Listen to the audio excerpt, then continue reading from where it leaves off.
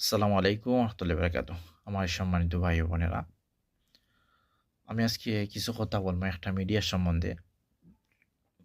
কিছুদিন আগেও এই মিডিয়াটা অনেক ভালো ছিল। এই মিডিয়ায় নিরপেক্ষভাবে কাজ করছে, নিরপেক্ষভাবে সব কিছু করছে।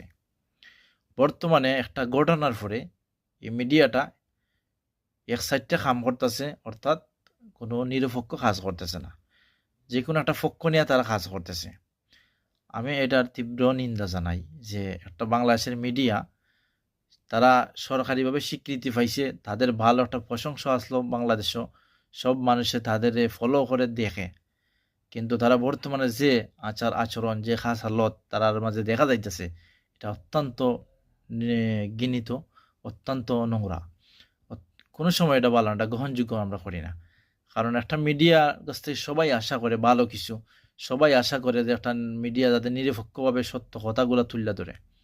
আর এই মিডিয়ায় যদি পক্ষপাতী কাজ করে, এটা জাতির জন্য অত্যন্ত দুঃখজনক। তো আমি কইমু, আমার বাংলাদেশের সচেতন নাগরিক ভাই বোনেরা, আপনারা বিচার করার মতো আল্লাহ আপনাদেরকে বেন বিবেক দিছে, আপনারা বিচার করবেন। এই মিডিয়া আগে যাগুলো করছে, এখন তাদের মাঝে তা আছে কিনা আপনারা একটু যাচাই করে দেখেন। তার আগে জামাত ইসলামের শিরোনামও সবসময় বিএনপি জামাত সবসময় একসাথে থাকতো শিরোনাম, এখন তারা জামাত ইসলামের কোনো ভালো কিছু তুলিয়ে ধরতেছে না, সব কিছু ধরতেছে বিএনপির অথবা সরকারের। যদি কিছু থাকে, দেশের কিছু থাকে, এগুলো তুলে ধরে, কিন্তু জামাতের কোনো সংবাদ তারা তুলিয়ে ধরতেছে না। আর তারা চেষ্টা করতেছে জামাত ইসলামের নিয়ে কোনো বিতর্কর মাঝে ফালানি যায়। এটা অত্যন্ত দুঃখজনক। এতটুকুই আমার কথা।